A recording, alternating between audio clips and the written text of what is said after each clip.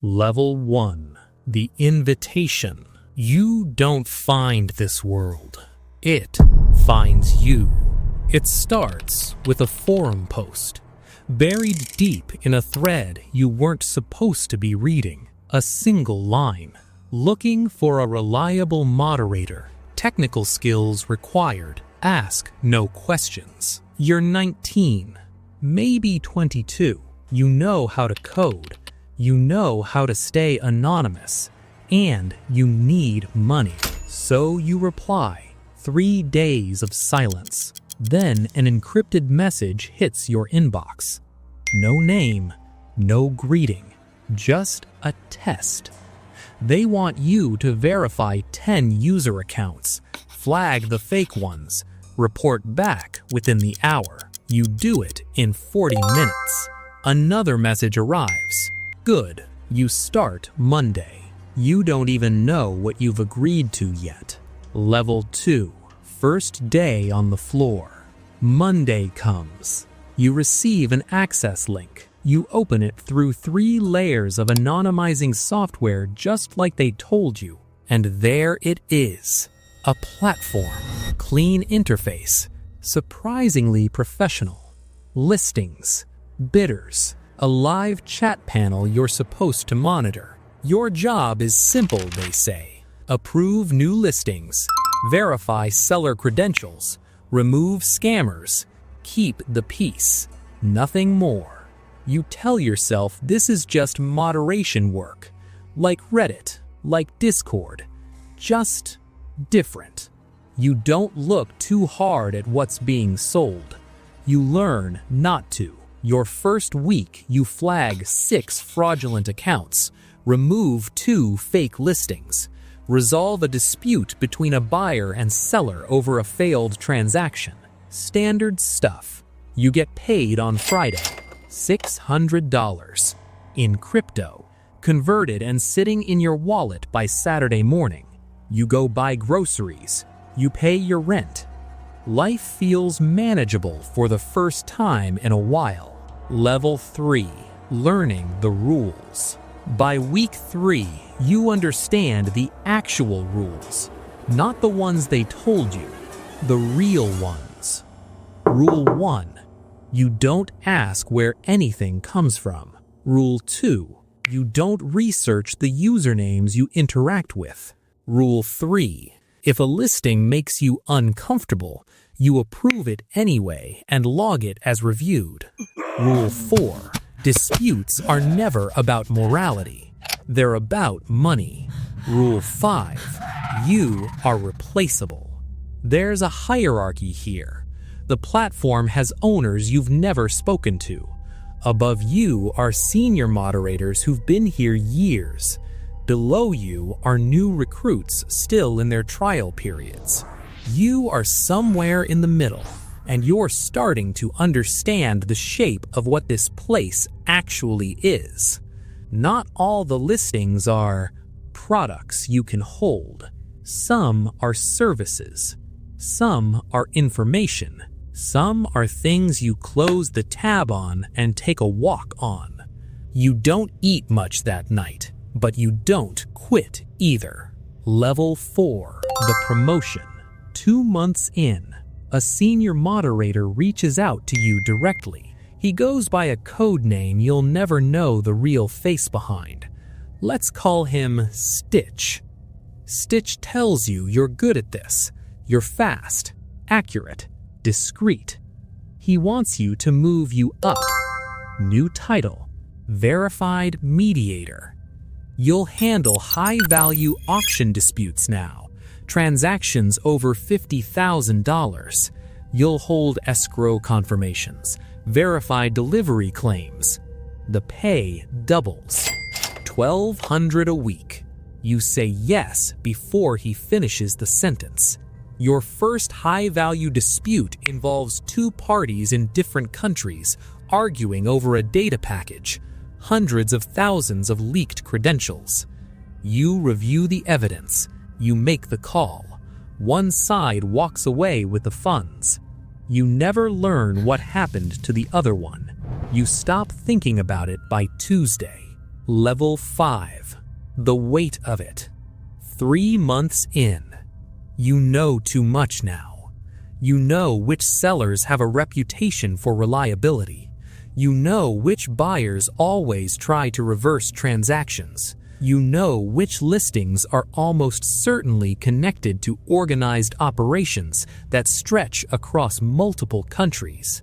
You know the platform processes somewhere between $2 and $4 million a week, and you are one of 6 people keeping it running smoothly. Your name, your username, carries weight in here now. Sellers request you specifically for their disputes. New moderators ask you questions. You are, by every definition of the word, an insider. The paranoia starts around this time. Small things. You start noticing a car parked on your street for 3 days straight. You start using a different laptop, then a different apartment. You start paying cash for everything. You tell yourself you're being careful. You don't tell yourself what you're actually afraid of. Level 6. When someone disappears. 4 months in. A senior moderator goes quiet. No message. No goodbye. Just gone. His username still exists, but it hasn't been active in 11 days. You ask Stitch what happened. Stitch takes 48 hours to reply. He made a mistake. Don't make the same one. That's all. You don't sleep well for a week. You start reviewing your own past decisions, looking for anything that might look like a mistake, anything someone might use against you. You find 3. Judgment calls you made in gray areas. Decisions you thought were clean at the time. You can't undo them. You start keeping records. Everything. Every interaction. Every transaction. Encrypted backups hidden in 3 different locations. Not to expose anyone, just to protect yourself. You tell yourself there's a difference. Level 7. The offer.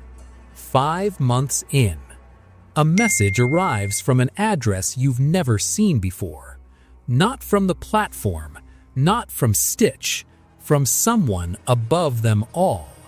They want to meet. Not in person, you know better than that by now. Through a private channel, a 30-minute call, voice only. You debate it for 2 days. You join the call. The voice is calm. Measured, like someone who has never been in a hurry in their life. They tell you the platform is expanding, new markets, new regions.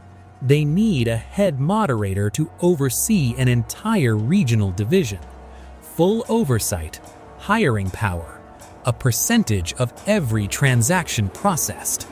Per month, more than most people make in a year. They give you 72 hours to decide. You hang up. You sit in your apartment, and for the first time, you actually think about what you've become. Not the money, not the power, not the leverage. What you've become. Level 8. The unraveling. You say yes. Of course you say yes. 6 weeks into your new role, and the operation is running at scale.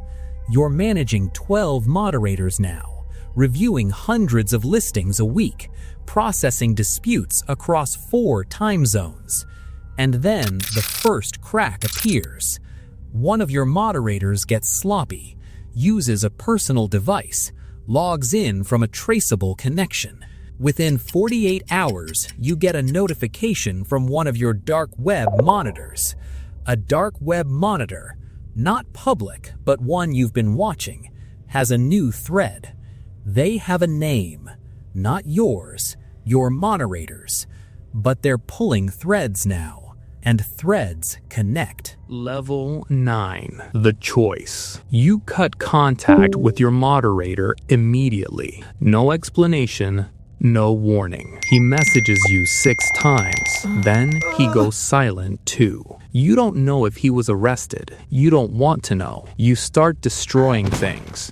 Old devices, old wallets, logs you thought you'd never need to use. But you kept those backups, and now you're staring at them. Evidence of everything.